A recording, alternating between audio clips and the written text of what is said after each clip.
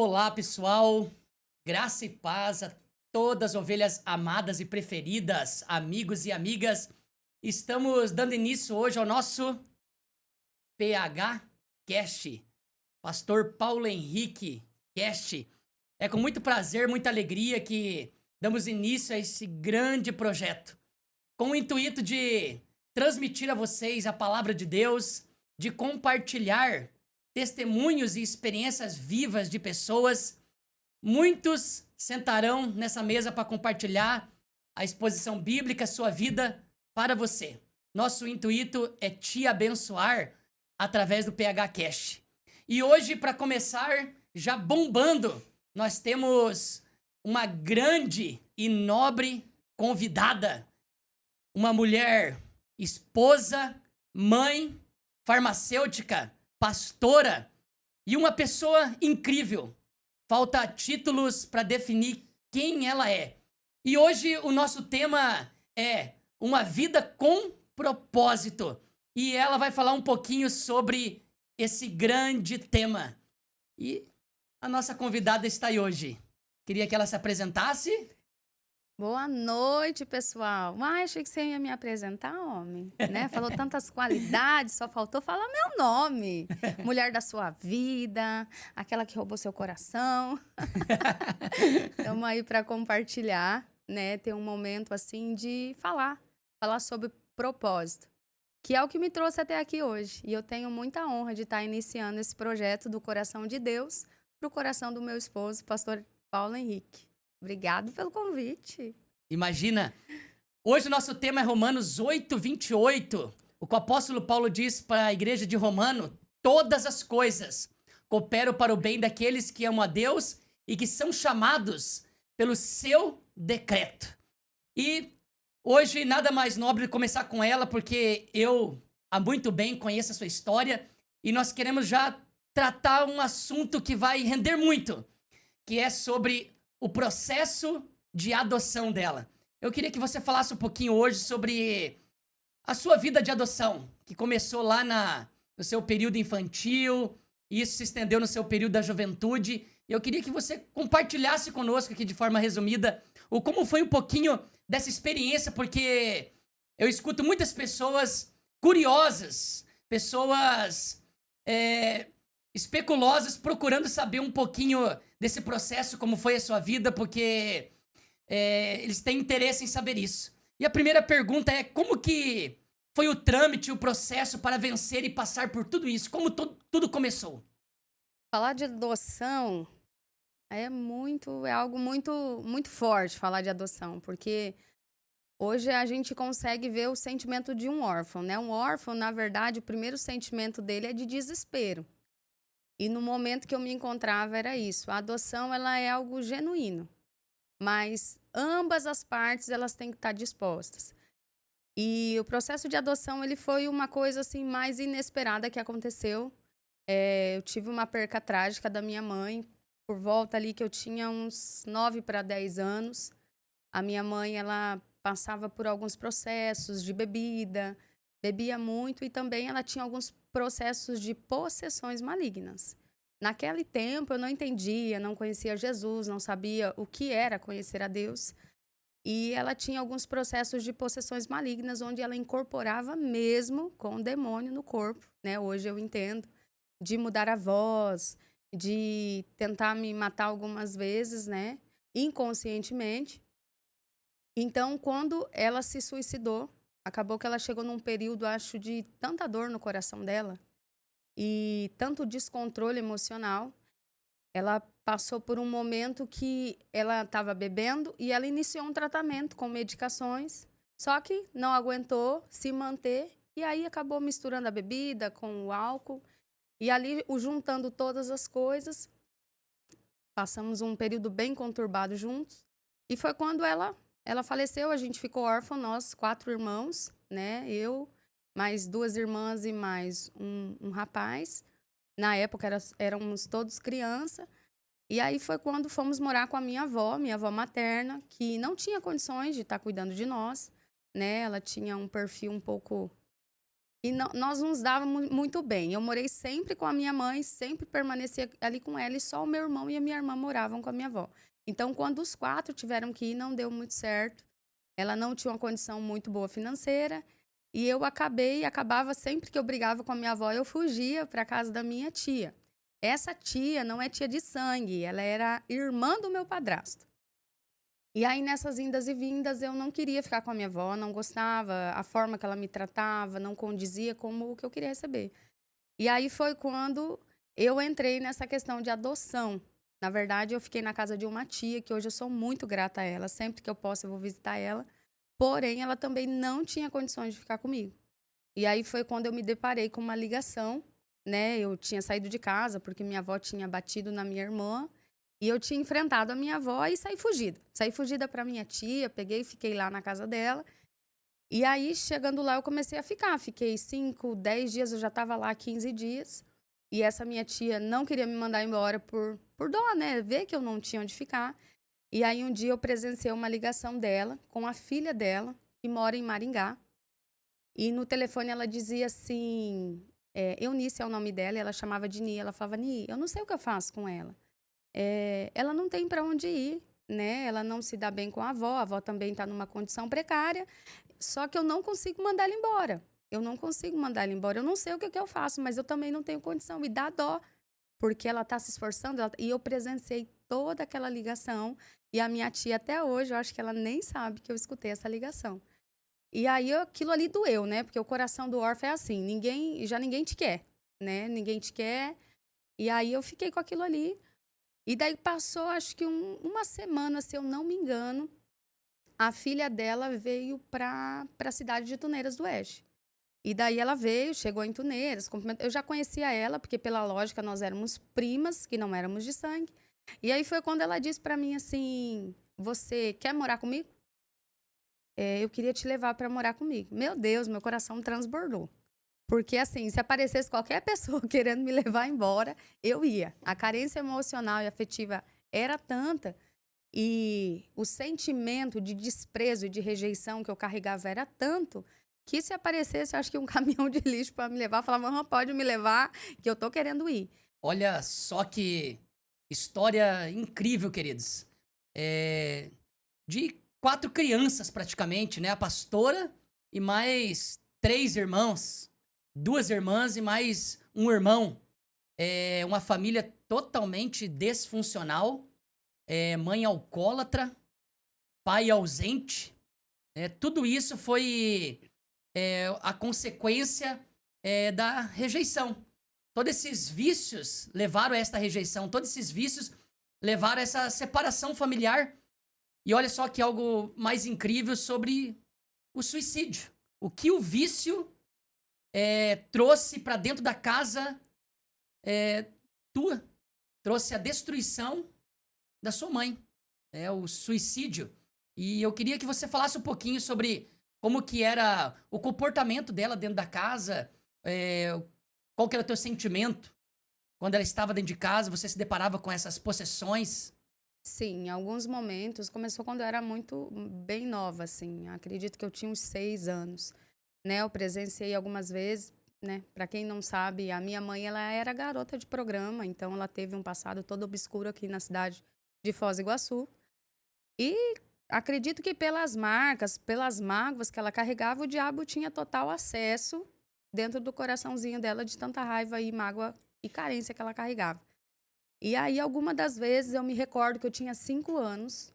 Nós morávamos numa casa de 2 cômodos, mais ou menos. E a minha mãe estava grávida da minha irmã mais nova. E ela estava cozinhando ali.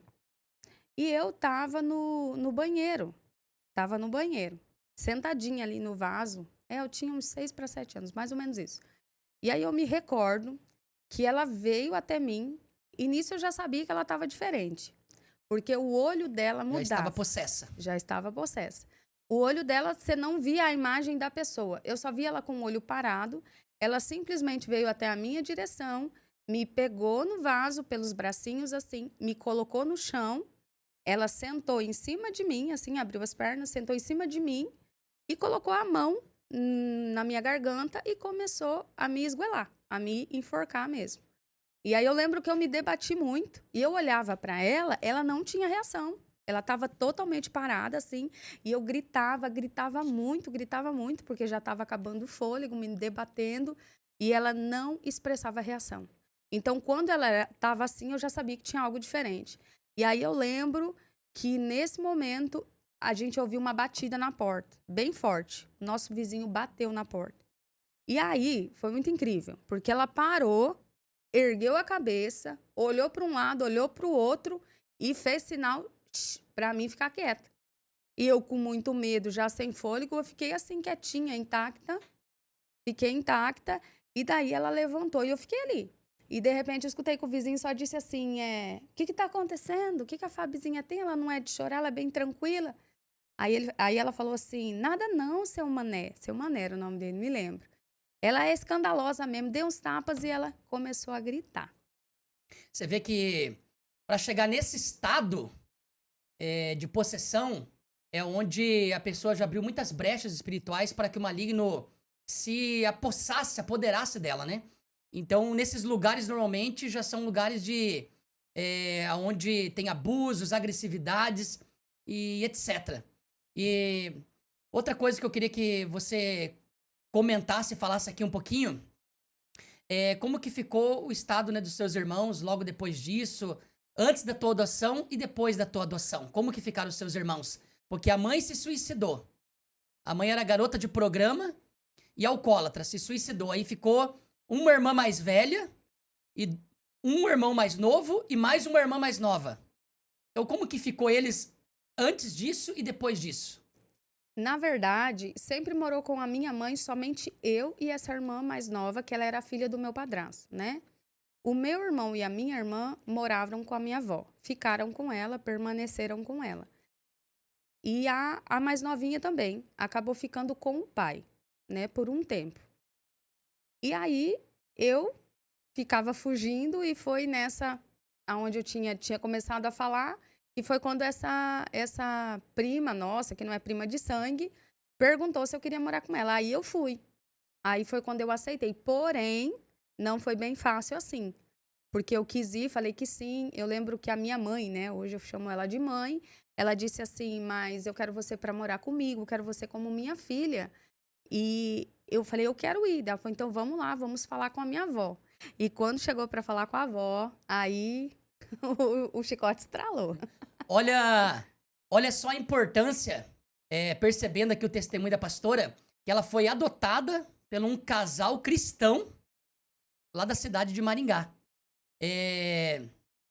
Você percebe a diferença e a mudança de vida por ser um casal diferente, um casal cristão, temente a Deus, que tinha uma boa educação, que tinha uma boa formação, uma boa estrutura familiar, conjugal, financeira, para poder te sustentar, para você poder chegar até aqui. Queria que você falasse um pouquinho sobre esse casal. Você falasse aqui o nome deles, falasse como que foi a educação que você recebeu, se era diferente essa educação da sua casa para a educação deles. Como que foi esse processo de readaptação, de sair do meio dos seus irmãos, de perder a mãe, que está em luto, você estava em luto, e perdeu os irmãos, que teve que sair do meio deles, e teve que sair de Tuneiras do Oeste para ir para Maringá, uma cidade próxima dali. Como que foi esse processo de readaptação? Foi bem complicado, porque quando você é órfão, que você tem uma proposta dessa, você aceita qualquer parada, né? Porém, eu tinha todos os meus jeitos. Chegando lá, foi tudo muito diferente, né? Lá eu tinha um quarto, aprendi a conhecer a Jesus através desse casal. E meus irmãos ficaram, acabei não tendo muito contato com eles, né? Por causa também da distância. Na época não tinha celular, não tinha WhatsApp, não tinha essas coisas. Então, a adaptação foi complicada, porém muito agradável, porque era um ambiente familiar. Realmente, aquilo ali era uma família, né? Eles eram um casal muito amoroso entre eles. Eles tinham um filho de 2 anos e eles me trataram com muito amor e com muito carinho, né? Me deram um quarto, me deram roupas. Eu cheguei lá só com uma peça de roupa, eu me recordo, e com o meu documento, uma certidão de nascimento. Então, a adaptação para mim foi fácil. Era tipo assim, do céu, do inferno para o céu, mais ou menos isso. ter um comodismo, ter amor, ter carinho, um lugar aconchegante, um lugar cheiroso, né? Como eu te disse, a minha casa só tinha cheiro de bebida alcoólica, de bebida, só isso. E sujeira, vivia sujo. Então, a adaptação no início foi muito fácil, porém, depois, como todo jovem e adolescente, eu comecei, né, a dar um pouquinho de dificuldade para os meus pais. Linda essa história, mas o que eu queria é que você falasse também um pouquinho para todos que estão nos ouvindo, você deixasse uma palavra. Hoje nós encontramos muitas crianças órfãos, adolescentes, perdidos no mundo do crime, da prostituição, do mundo do ilícito, devido à falta de amor, de paternidade, maternidade, devido aos traumas que passou na família, devido aos abusos, abusos sexuais, abusos através do alcoolismo. Eu queria que você deixasse uma palavra para aquelas crianças, adolescentes, jovens que estão vivendo nessa mesma fase que você está vivendo. Se há uma saída para eles, porque a gente sabe que não é com todo mundo que acontece isso, não é com todo mundo que tem uma oportunidade como essa. E você abraçou essa oportunidade, você valorizou essa chance que Deus te deu, né? E eu queria que você deixasse uma palavra para todos que estão aqui e desse uma palavra de reflexão diretamente de esperança e de consolo para cada um deles que está ouvindo. Na verdade, a adoção, ela é uma decisão, né? Hoje a gente sabe pelo Brasil que nós vivemos que é muito difícil você conseguir adotar uma criança. No meu caso, como era cidade pequena, era família muito próxima, o meu avô assinou uma autorização, me permitiu ir para lá. Então, o que eu tenho para dizer é que é escolha, né? Eu adaptei, eu suguei tudo que eu podia. Como eu te disse, eles eram cristãos. Então, ali eu fiz aula de violão, fiz aula de bateria, fui para retiros de jovens e ali foi quando eu tive o encontro. Só que eu também tive um processo de rebeldia. Então, se eu não tivesse colhido aquilo e aplicado depois, eu talvez não estaria aqui. Então, você talvez que se encontra nesse momento, o que fez eu mudar foi quando eu parei de odiar as pessoas. Porque quando a gente chega num estágio assim, você odeia todo mundo. Eu tinha uma mágoa muito grande da minha mãe. Eu pensava assim, ela foi muito egoísta. O que ela fez? Que momento ela deixar 4 crianças indefesas? Porque assim, a pessoa quando ela se suicida, ela tá assim numa dor muito grande. Porém, quem fica parece que vai junto. Se não tiver um controle emocional... Exatamente. O suicídio, ele não só tira sua dor, mas ele acaba gerando dores na vida daqueles que estão vivos. Então o suicida, ele não só ele quer acabar com a sua dor, mas ele acaba gerando, após isso, esses atos, uma dor na vida dos seus semelhantes, do seu próximo, da sua família, né? Assim como foi no caso da sua mãe. E o que eu tenho para dizer para você que tem ou não tem uma oportunidade dessa é que continuar com mágoa no coração não vai te levar a lugar nenhum, né? Eu passei por esse período, morei com eles 4 anos. E foram 4 anos assim que eu olhava eles e eu falava, meu Deus, eu quero uma família igual essa. Eu quero uma família assim, que termina o culto e vai comer um lanche e tá tudo bem. Que não tem brigas, que não tem bebida, que os dois se tratavam com muito amor e carinho, com muito respeito. Então, nesses 4 anos, eu vi uma figura de família que eu não tinha visto. E eu podia fazer minhas escolhas. Com 15 anos, eu retornei para Foz. Mas ainda amargurada, magoada com algumas coisas, mas com 17 anos, quando eu comecei a trabalhar, eu quis voltar. Como gratidão, todos os anos eu voltava, porque eles fizeram por mim o que podiam ter feito. E eu não soube valorizar, então tive que vir para Foz. Então, o que eu quero dizer, o período da orfandade, ele não é fácil. Só que a vitimização não vai te levar para lugar nenhum, tá? Enquanto eu continuava no lugar de vítima e querendo afetar todo mundo à minha volta, eu não era feliz. Eu nunca ia ser feliz. Então, a oportunidade... Esse é o grande problema, né? Que muitos órfãos faz da sua dor um grande êxito, uma grande vitória na sua vida, como é o seu testemunho. Mas muitos faz da sua dor um pesar. Faz da sua dor um sinal de derrota e acabam... ficando presos nessa dor, ficando detidos nessa dor. Foi o caso ao contrário daquilo que você fez. E eu, como seu esposo, Eu vejo isso todos os dias na sua vida, pois é uma inspiração para nós e para nossa família. Eu queria que você, então, desse um recado, pastora, todos aqueles que estão órfãos, necessitados de uma palavra de consolo, de esperança. Queria que você deixasse um recado para eles. Acho que o maior recado que eu tenho para deixar é uma palavra que define a minha história, que está ali no profeta Jeremias, no capítulo 29 e no versículo 11, que diz assim: porque eu bem sei os pensamentos que tenho a vosso respeito, diz o Senhor, pensamentos de paz e não de mal, para vos dar o fim que esperais.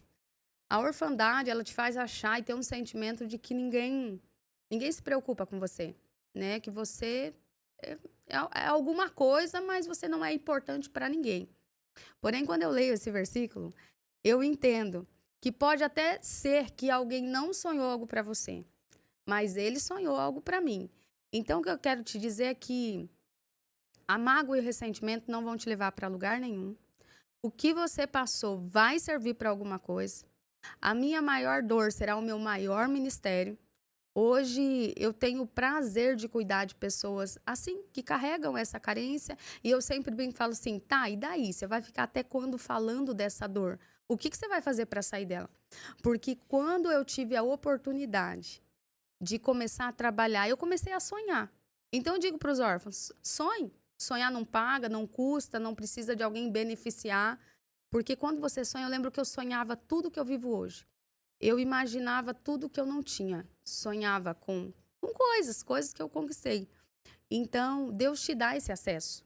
Sonhe. Sonhe, acredite que Deus vai mudar o quadro da tua história. Mas você precisa se amar primeiro, né?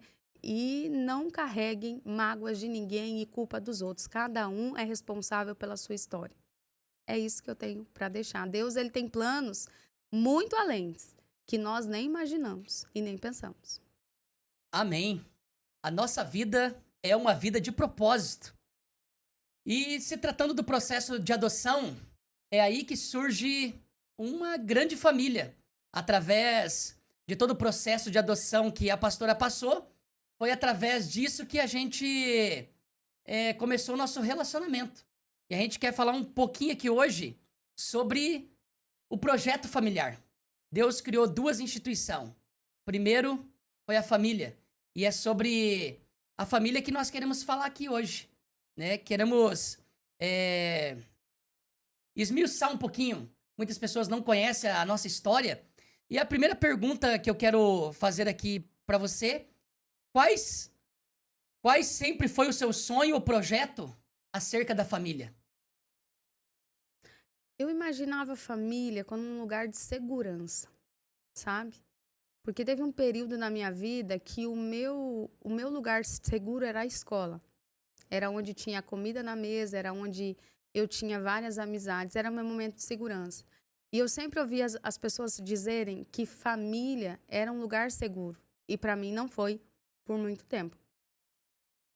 Então, quando eu idealizo família, eu imaginava assim, eu quero um lugar seguro. Um lugar onde eu me sinta amado, onde eu sinta aconchego. E hoje foi isso tudo que nós conquistamos. Falo nós, porque sem você isso não estaria acontecendo. Exatamente. Conta um pouquinho para os nossos telespectadores quando nós se conhecemos e como que foi? Ai. Tava desviada da igreja, né? Não falo mais desviada, né? Tinha saído dos caminhos, sei lá como que eu defino isso. Tava meio revoltada da vida e uma amiga me fez um convite, estava trabalhando com ela, e ela me fez um convite para ir para um retiro. E me incomodou. Eu lembro que eu peguei o dinheiro do vale, falei, ó, pega esse dinheiro aqui antes que eu me arrependa, tá? Eu era não era esse doce não, né? Hoje eu não sou tão doce, eu tenho um pouquinho de azedo. Sim, Mas eu sei. eu era... Não vamos começar uma DR aqui. E aí eu fui. E chegando lá, eu conheci você lá, né? Eu gostava de jogar... E assim, eu tinha uma personalidade que eu nunca me moldei por causa das pessoas. Então, se eu queria jogar bola, eu jogava. Se eu queria dançar, eu dançava hip hop, eu dançava. Eu não tava nem aí se tinha menininho bonito. Porque hoje tem essa nossa juventude, né? A gente vê a meninada aí... eu não vou me sujar porque o menininho que eu gosto tá aqui. Eu não vou... Eu nunca liguei com isso. Então tava eu lá, bem plena, jogando bola. Depois o retiro era muito legal, assim, teve uma competição de dança. Retiro espiritual de carnaval, Isso, e bem na época, né? 2011. E hoje, nossa, só pra lembrar, hoje é feriadão de carnaval. Foi bem nessa época mesmo. E aí eu vi o pastor Paulo Henrique, mas de início eu só vi ele lá. Não tive sentimento nenhum, nem algo assim. Mas o verdadeiro encontro mesmo, que eu senti algo por ele, foi na igreja dele. Na igreja dele, né? Né, pastor? Exatamente. Na época, congregava na igreja O Brasil para Cristo. E eu estava nesse retiro espiritual de carnaval e eu acabei falando para o meu pai, né? Você viu aquela menina, ela joga bem bola, bate balãozinho, dá chapéu nos homens. E eu acabei me encantando naquele dia. Porque normalmente as pessoas da igreja, eu era tipo um menino prodígio da igreja, o menininho de todo mundo. E eles queriam arrumar certo tipo de menina que não era de acordo com a minha vontade, com o que eu queria. E um dia eu vi o oposto e vi uma menina jogando bola, eu falei pro meu pai que eu queria namorar com ela. Eita E glória. logo depois, alguns meses, né? Ela teve uma frustração, eu tive outra, Bem né? assim. Conta um pouquinho aí dessas frustrações que nós tivemos e aí já começamos a namorar. Pra que lembrar de coisa ruim? Ai, decepção amorosa, né? Meu Deus do céu. Não foi muito bom. Na verdade, foi um desperdício de tempo, né? Tem coisa que a gente adquire como experiência, tem coisa que é desperdício mesmo. E aí eu lembro que eu fui bem direta. Fui bem direta. Já fui na casa dele me declarar pra ele. Porque o que acontece? O pastor Paulo Henrique, o meu marido, ele não tinha um perfil que a Fabíola queria. Eu gostava... Ah, uma coisa ele tinha. Eu gostava de meninos com a batata da perna grossinha e que jogasse Panturrilha. futebol. E os pés bonitos. Isso, e ele tinha isso. E ele era todo assim. Porém, Não vou mostrar meu pé. ele era muito... Só ficava com as pessoas mais velhas. Eu gostava da bagunça, né? Então, não era o perfil que eu idealizava. Assim como talvez eu não era o dele. Mas foi incrível, porque ele era tudo o que eu precisava, tudo que Deus tinha preparado para mim. Porque eu lembro que eu fiz uma oração, falei, Senhor, se é da tua vontade esse rapaz, faz eu gostar dele do dia pra noite. No outro dia eu não parava de pensar nele. Não parava de pensar nele. E aí ele me colocou na geladeira. Deixa eu contar isso aí, na geladeira. Ele era muito correto, muito correto. E aí me declarei, falei assim, hein, então, tô afim de você, hein? Bolei toda uma ideia pra falar que tava afim dele. E ele falou assim, pois é, mas eu não fico. Eu tô numa campanha no monte e eu não fico. Falei, meu Deus, de onde saiu esse menino? Porque eu era de uma igreja tradicional e eu era nova convertida. Eu me batizei com 14 anos e nessa época eu tava com 17 para 18. E aí ele me colocou na geladeira, já tirou todas as minhas expectativas, mas eu não desisti, continuei em oração e graças a Deus, Deus falou com ele. Eu fui até sarcástica porque, né, o pastor tem um dom profético que ele carrega desde muito novo. E eu brinquei com ele, falei, como que Deus vai falar? Eu não vejo as coisas na televisãozinha igual vocês veem, que te digo. Fui bem tiradora de sarro dele mesmo. Aí ele falou bem assim, gente, ele tinha 17 anos, mas parecia um velho de 60. Falando comigo. Ele falou bem assim, não sei, de algum jeito Deus vai falar, espera. E fiquei nessa, fiquei 11 dias orando, jejuando, nem sabia direito jejuar, nunca tinha feito um propósito de consagração. Olha aí, ó, você me fez fazer algo de consagração para Deus falar comigo. Enfim, depois de 11 dias, Deus usou alguns profetas e confirmou o nosso relacionamento e daí a gente começou a namorar. Exatamente. Depois de 11 dias de oração no monte, Deus toma uma irmã, uma missionária no monte e diz assim, as tuas orações foram ouvidas e o propósito que você está fazendo pelo teu relacionamento é sim. E ela é de Deus para sua vida e vocês vão casarem. E naquela época, em 2011, não tinha WhatsApp, a gente se comunicava só por mensagem. Eu acabei chegando em casa, era quase 2 horas da manhã, ligando para ela que Deus tinha falado comigo que ela era a minha Rebeca. A mulher que Deus tinha projetado para mim casar com ela e viver todos os dias da minha vida. E no mesmo dia, né, amor? No mesmo dia, eu morava com uma missionária amiga nossa, que cuidou de mim também um período. E tinha apareceu uma missionária lá e eu tava ali, né? E de repente ela olhou pra mim e foi a primeira experiência que eu tive com Deus em questão de revelação, assim. Nunca tinha tido essa experiência. E ela olhou pra mim e eu tava na porta. E ela não orou, ela só olhou e falou assim: Deus manda te dizer sim. Naquilo eu paralisei. Aí ela falou assim: sim, é da vontade de Deus e ele é missionário e o teu chamado é junto com ele, vocês têm um rebanho que te espera. Foi muito específico. Eu fiquei paralisada. E ela falava assim: vocês têm um chamado, vocês vão cuidar de gente, mas Deus vai te lapidar. E ela falou assim: isso vai acontecer muito rápido. Eu vejo você de noiva e vai ser do jeito que você sempre sonhou. E exatamente, né, amor? Exatamente um ano. Nós noivamos com 5 meses de namoro, né? Noivamos. E exatamente 1 ano nós casamos. Exatamente. Bem assim. Éramos 2 meninos de apenas 17 para 18 anos de idade. Mas Deus nos uniu para um propósito. E nós sabemos que o propósito de Deus não é só conjugal. Nós tínhamos planos de ter filhos. E um dia o Senhor lançou uma palavra sobre nós. Nós estávamos recém-casados e a pastora queria muito ter filho. E eu, por enquanto, não queria. Queria curtir o casamento. Queria curtir o casamento. E um dia Deus usou um profeta, um amigo meu, e disse pra mim que Deus estava dando uma semente nas minhas mãos e que essa semente era um menino. Foi bem específico. Então, assim, eu sempre acreditei em profecia, porque esse é o dom que eu fluo, é o dom de profecia. Então é normal ouvir Deus falar. E ele falou que Deus iria nos dar um menino, né? E logo algumas semanas depois, a gente já teve a notícia que viria o nosso príncipe Ian Luca, que fez agora recentemente 11 anos de idade. A pastora pode contar melhor agora sobre os filhos? O Ian... Qual que é o prazer, qual que é o sentido? Meu Deus, o Ian acho que todo primeiro filho, né?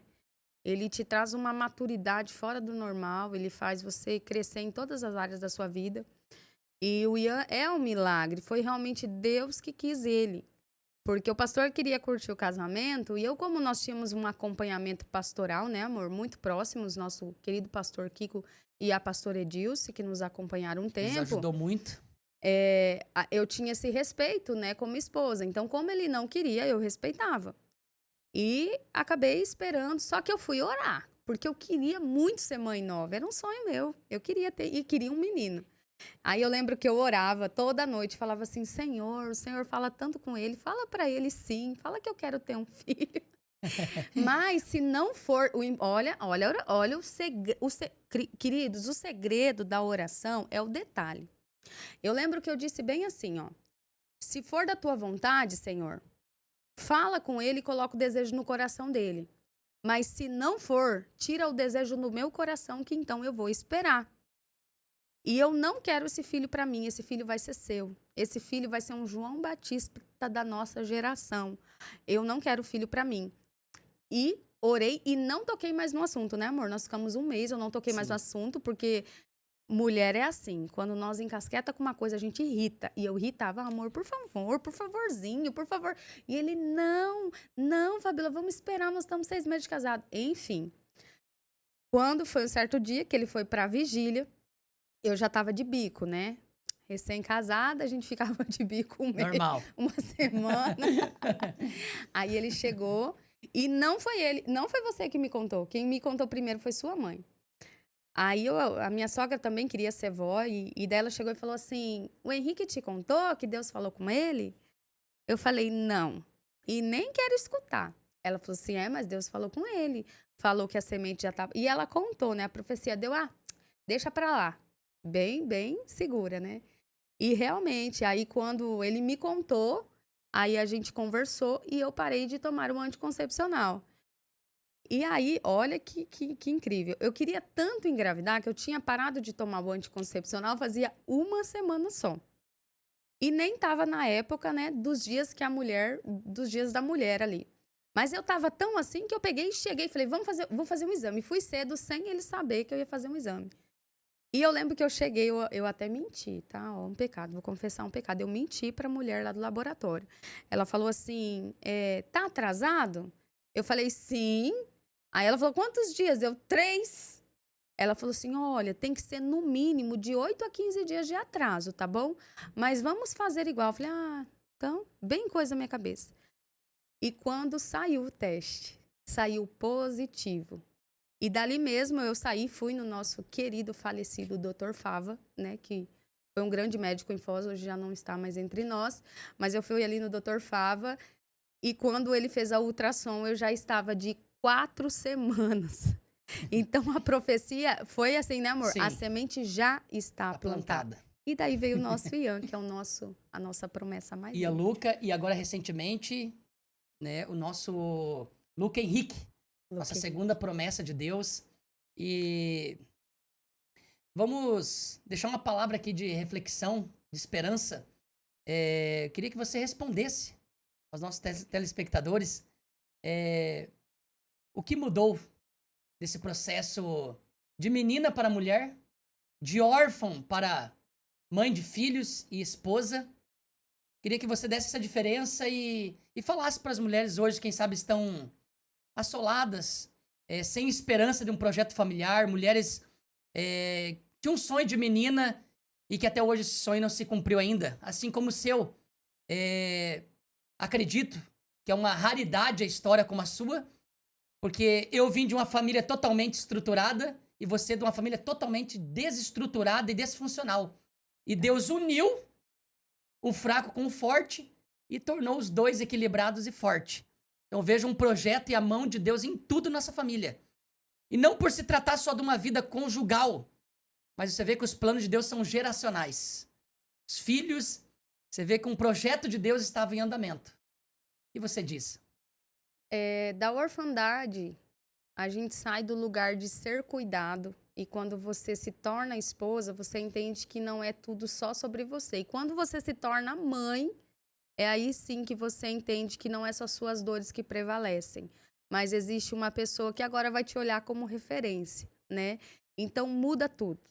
A gente erra bastante no primeiro filho. A gente é mágico, porque você tem um sentimento que você nunca sentiu, né? Para mim, o dia mais feliz da minha vida foi quando eu casei.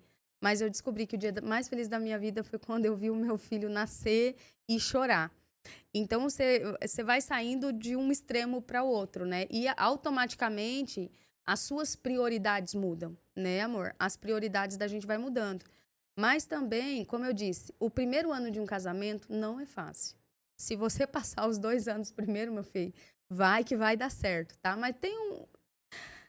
Mas eu tive que ter uma sabedoria muito grande e ser forjada, uma pessoa que nunca tinha sido forjada, né? Nós casamos com 19, nós casamos com 19, 6 meses de casados eu descobri que estava grávida.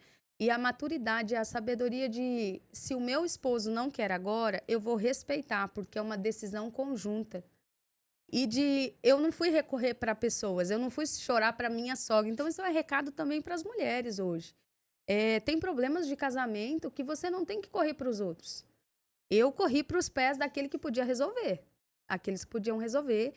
E orei a Deus e Deus falou com meu esposo. Então, assim, tudo que eu sonhava, eu entregava nas mãos de Deus. E esse é o recado que eu deixo. Para alguém que perdeu a esperança de ser mãe, ou de ter um casamento, ou que está órfão e quer ter tudo, não pare de sonhar. Só que quando a oportunidade chegar, tenha sabedoria, recorra a quem pode resolver o seu problema. Amém. A Bíblia diz em Salmo 68 que Deus é o pai de órfãos. Eu queria que você resumisse a nossa família em uma palavra, pastora. Meu Deus. Eu não posso falar tudo porque o meu tudo é Deus, né? Mas uma palavra que define a minha família é segurança. Uma palavra. Porque quando a gente se sente seguro, a gente se sente capaz de fazer e enfrentar qualquer coisa.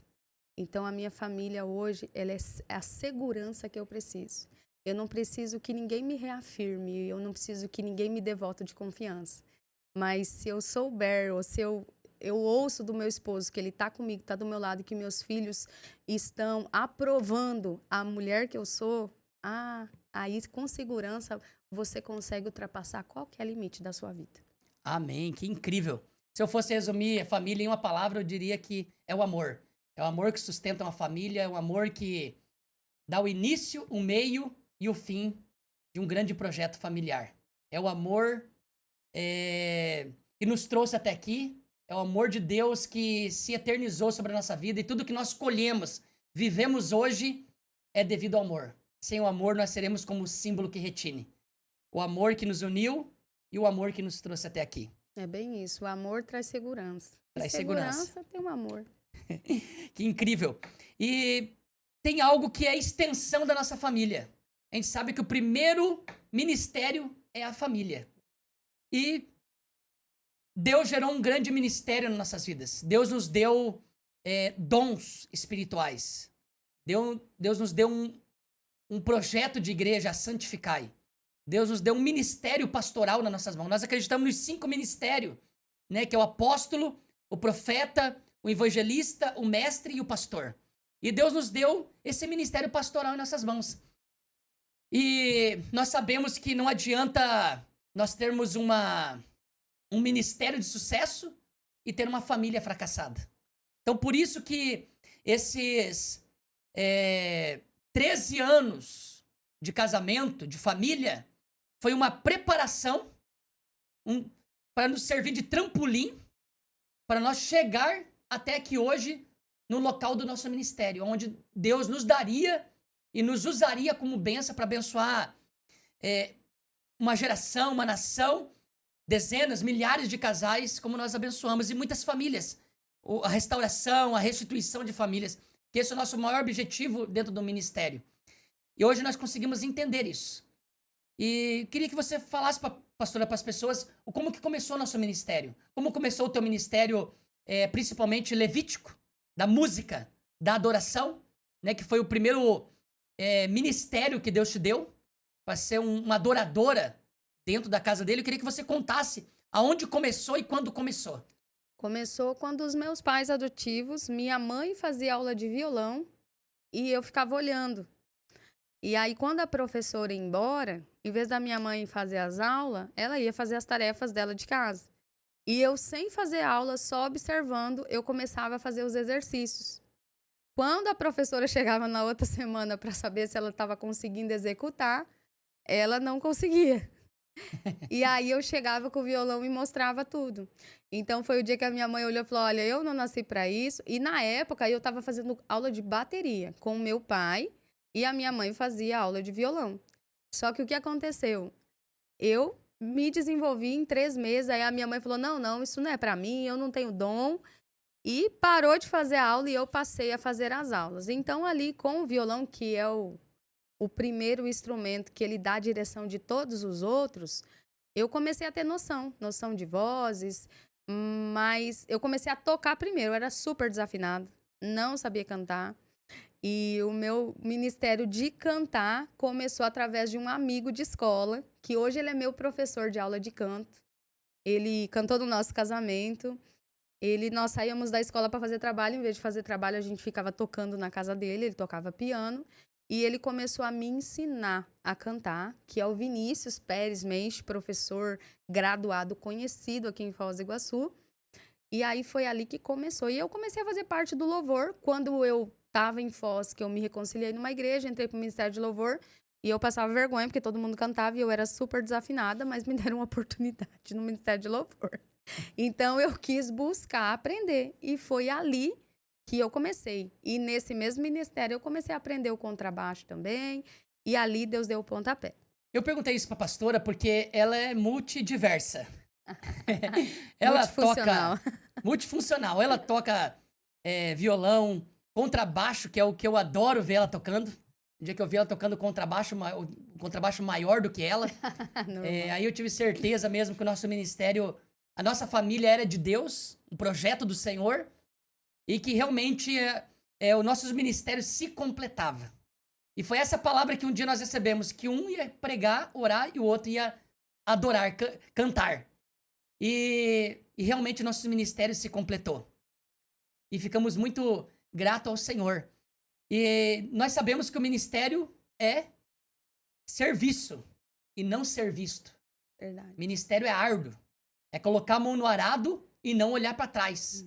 É trabalho, é missão, é bola pra frente, é você trabalhar na seara do Senhor. Como disse Jesus, a seara é grande, mas os ceifeiros são pouco.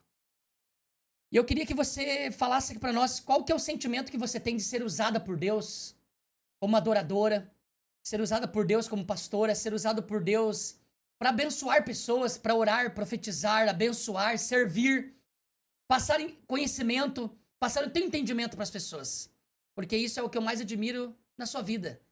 E você não retém tudo para si, você sempre está passando e gerando oportunidade na vida das pessoas. E olha como é importante você ter alguém, um mentorizador na sua vida. Você aprendeu junto com um amigo de escola, na escola. Então não tem lugar pra gente desenvolver, para começar ou para desenvolver o nosso ministério. Verdade. E a importância de você ter alguém para ensinar, para instruir. Como disse o eunuco para Felipe, como que eu vou aprender se não há ninguém que me explique ou que me ensine? Então isso é uma das características que eu mais admiro na sua vida. Como você se sente de ser escolhida por Deus para um grande projeto familiar e também para exercer um grande ministério? Como você se sente? Hoje eu me sinto privilegiada. Até eu às vezes tinha alguns pensamentos e sentimentos. Senhor, tinha tantos outros melhores. O que o Senhor viu em mim, né? Mas hoje eu tenho entendimento que ser usado por Deus é a coisa mais maravilhosa, sabe? Mesmo com as nossas falhas, Deus ali dá um voto de confiança, tem paciência com a gente e Ele tem usado. E uma coisa que eu carrego, o maior líder é aquele que transborda, é aquele que não retém nada. Então, hoje, eu tenho um chamado muito grande, o pastor Henrique sabe, e eu vejo o potencial de pessoas que se acham incapazes, né? Acredito que eu vencendo esses obstáculos, eu consigo ver essas pessoas, né? Que estão bem escondidinhas ali. Então, o diferencial hoje do nosso ministério, que Deus colocou em nossas mãos, é isso. A gente não quer o que é dos outros. Nós não olhamos o que os outros sonharam, porque cada um tem um sonho, Deus sonhou algo para cada pessoa. Mas o que Deus colocou na minha mão foi para transbordar aquilo que eu vivi. Então, hoje, né, minhas ministrações, aquilo que eu sei, não sei muito, tá, irmãos? Ele fala assim, tocadora de baixo, mas é só o básico mesmo, tá bom? Violão também. Mas aquilo que eu sei, ou o incentivo que eu posso passar, eu tenho prazer em transbordar. E é isso que eu acredito que os nossos membros, as nossas ovelhas, eles sentem quando eu ministro. Porque eu ministro aquilo que eu carrego, aquilo que eu tenho um entendimento que vai gerar vida nas pessoas, né? Então, a função hoje como líder é transbordar e Amém. seguir. Queria fazer outra pergunta para você, pastora. Nós sabemos que todo ministério ele vem acompanhado de técnica e unção. Se a gente cresce só na técnica, as pessoas acabam não sendo ministradas e gerando frutos do Espírito no coração das pessoas. Mas se a gente ficar só na unção, a gente acaba se tornando também meninos dentro do ministério que o Senhor nos deu. E acaba não tendo um crescimento e um avanço. Eu queria que você explicasse um pouquinho sobre essa questão de técnica e unção, porque isso acompanha a vida de uma pessoa que tem um dom ou que tem um ministério para exercer no corpo de Cristo, no reino de Deus. Queria que você desse essa diferença. Isso é muito sério no ministério, porque se você tiver um ou outro a um extremo, você acaba anulando pessoas que podem agregar muito, né? Uma pessoa que só tem o técnico, ela agrega totalmente uma pessoa que tem um coração disposto a aprender, um coração de servo e um coração genuíno na presença de Deus, né? Então, ela exclui essa pessoa. E também uma pessoa que só vive na unção, a gente entende hoje que a música ela é algo muito harmônico, né? Então, uma canção entoada de uma forma errada ou de uma forma descoordenada, em vez, às vezes, de trazer uma paz ou uma intimidade, uma entrega com Deus, ela acaba te gerando até uma ira na hora que você tá, né? Depende do volume, da afinação, tudo isso. Antigamente a gente tinha uma visão, né? Eu não ensaiei, mas vai sair algo aqui para Deus. Então me entenda, não é bem assim não, né? Então eu tive que fazer essa escolha, porque o pastor falou assim: pastor é multifuncional, que nem eu disse. Eu sabia o básico de muita coisa. Então, o que eu amava fazer? Eu amo cantar, eu amo adorar. Então, hoje, eu tô me detendo só a isso e focada nisso. E tô fazendo aula de canto, faço aula de canto e tô ali aprendendo mais. E junto com a dependência de Deus, porque um adorador que não depende de Deus, que não tem um coração contrito, um coração de intimidade com Deus, também é igual uma lata que fica batendo. Ninguém sente nada. Então é isso que o pastor falou é verídico. Uma coisa completa a outra. A técnica vem acompanhada da unção. E quando eu tenho dificuldade de aprender, Deus me dá habilidade para ter a técnica que eu preciso e buscar o conhecimento. Amém. Para encerrar esse nosso episódio, nós queremos falar sobre o Ministério Santificai, o projeto que Deus nos deu, que vai fazer agora 3 anos. Queria que você falasse um pouquinho, pastora, sobre esse ministério pastoral. Como é que surgiu a Santificai e como que nós chegamos até aqui? Qual que foi o caminho? Qual que é o segredo de um sucesso ministerial? Acho que o segredo... tem muitas pessoas que perguntam, qual que é o segredo da Santificai? O segredo ainda é viver na verdade. O segredo ainda é não confiar no que nós queremos ou no que nós achamos e realmente ter um coração e um ouvido que possa ouvir a voz de Deus. Né? A gente recebeu muitas revelações no início, como a gente comentou, dizendo que Deus tinha esse chamado, mas como qualquer pessoa, como qualquer jovem, nós tínhamos medo. E tá tudo bem você ter medo. Mas as nossas orações, o segredo é que as nossas orações eram sinceras, né, amor? Nós dizíamos assim, Senhor, nós não nos achamos capazes, mas se o Senhor vê capacidade em nós, então nos direciona, coloca as coisas certas, as pessoas certas e por onde devemos ir. Então a gente foi, sim, com muito temor no coração e totalmente dependente. Foi muito difícil, né, amor, arriscar, mas a gente tinha convicção do chamado. O medo... Não é nem o medo. Acredito, não sei como eu poderia definir essa palavra. Medo, temor, medo, insegurança, não sei. Até porque nós não tínhamos, como o pastor comentou, uma família disfuncional. Por mais que o pastor tivesse uma família estruturada, ele não tinha um pai pastor, um pai líder, um pai que deu a estrutura e deu a direção que ele precisava. Então, eu também não tinha. Então, uma pessoa que ela não tem uma direção, não tem uma paternidade que impulsiona e direciona, ela tem medo do começo, né? Então, a gente foi com medo mesmo. E todo começo é difícil. Todo começo é desafiador. E assim foi a Santificai. Começamos a Santificai com 5 pessoas. No Jardim de São Paulo, na rua Monsenhor Guilherme, número 95, dia 19 de fevereiro de 2022, com um ajuntamento de pessoas, onde o Senhor nos revelou a inauguração da igreja nessa data, e aonde o Senhor, num dia, às 1h da manhã, o Senhor revelou para nós, e sentado numa mesa entre eu e a pastora, o nome Santificai. E eu falei assim, que tal, pastora, nós colocar o nome Santificai? E a pastora falou, e o tempo chegou. Verdade. E aí ficou o título da igreja Santificai e o subtítulo, o tempo chegou. E de tanto que chegou e chegou mesmo. Jesus falou que uma árvore você se conhece pelos frutos. Uma árvore você se conhece pelos frutos que ela está gerando dia após dia.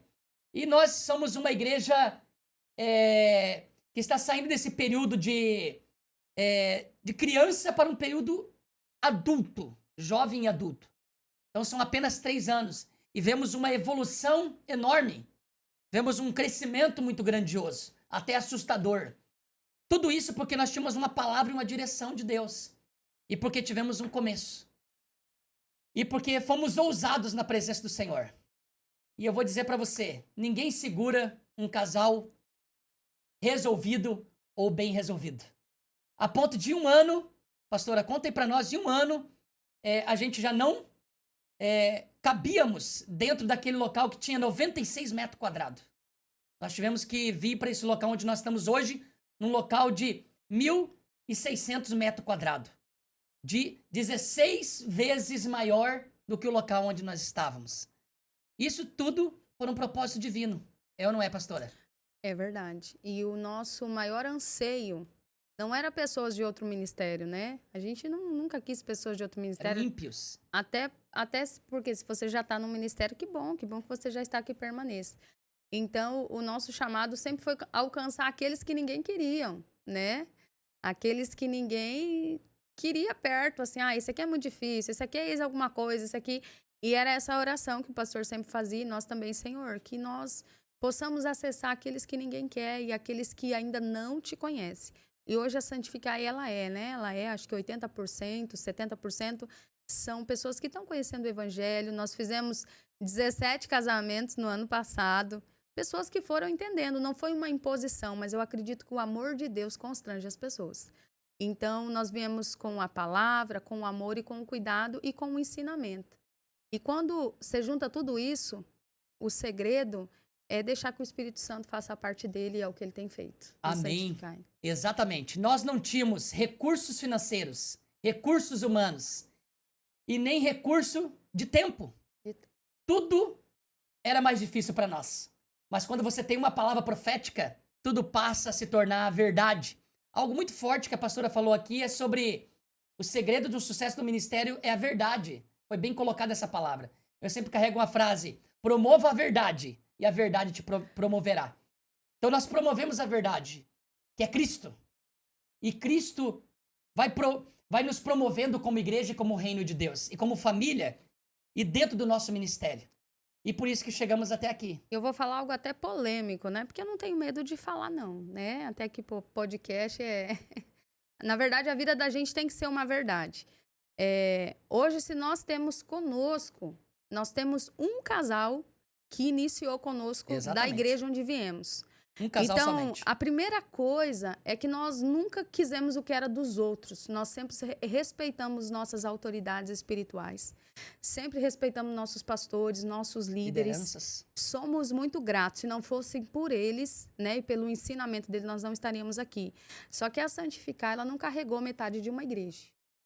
A Santificar, ela não manipulou pessoas ou fez motins, né? Como infelizmente, né, pastor? Exatamente. Infelizmente é o que tem acontecido hoje. O evangelho hoje está sendo muito denegrido a imagem por causa da má conduta dos cristãos dentro da própria igreja.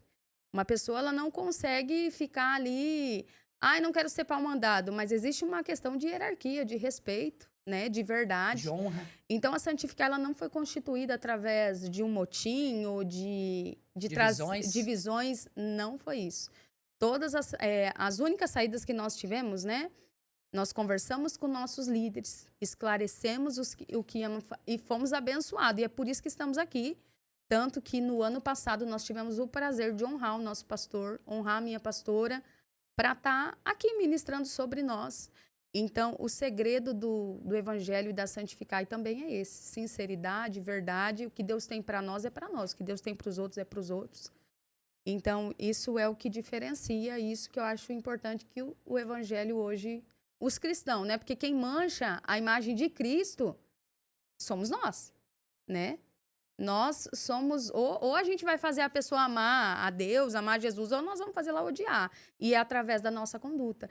Então, graças a Deus, as pessoas que nos conhecem, caminham conosco lá de trás e nos acompanham até hoje, eu acredito que eles não tenham o que dizer ao nosso respeito em relação a isso. E esse é o segredo da Santificar e ter tantos frutos como tem em apenas 3 anos que fez agora, né? 19 de fevereiro.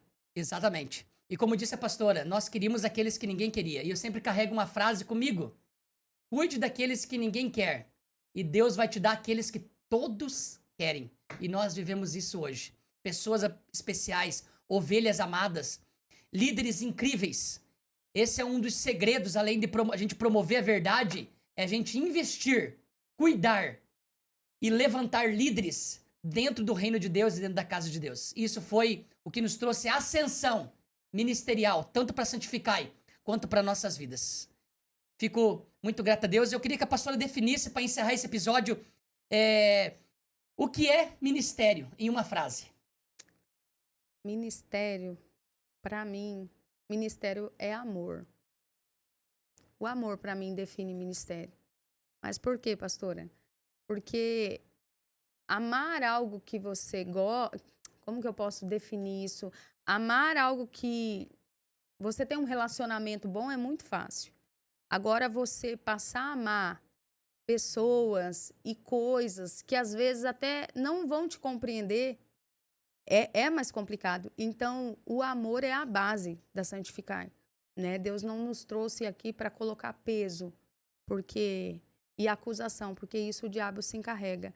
Então, quando a gente anda numa frequência de amor, a gente faz tudo. É no amor. E quando eu faço no amor, eu não ligo se alguém vai gostar ou não. Eu tô fazendo por amor. Se ela tá recebendo aquilo de sobre ela, não sobre mim. Se acontecer uma situação, como as pessoas falam, de acusação ou de condenação, alguém falar alguma coisa, se você estiver na base do amor no ministério, você não vai se abater, você não vai se corromper. Porque quem ama a Deus sobre todas as coisas, ele faz na verdade.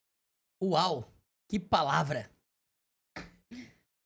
Para nós foi uma grande satisfação, uma grande honra ter a pastora Fabiola, minha esposa, uma pessoa cheia de dotes, incrível. Foi um prazer tê-la aqui conosco. Sentimos-nos privilegiados e honrados pelo Senhor. E eu queria, para encerrar, dar a consideração final aqui para ela, que ela deixasse uma palavra e uma consideração para todos que nos ouviram. O PHcast.